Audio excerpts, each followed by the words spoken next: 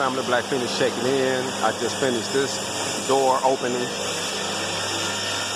is 34 foot tall, 10 foot wide.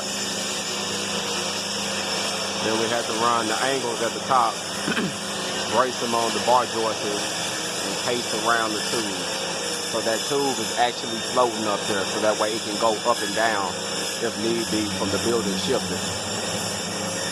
So that's what I just finished.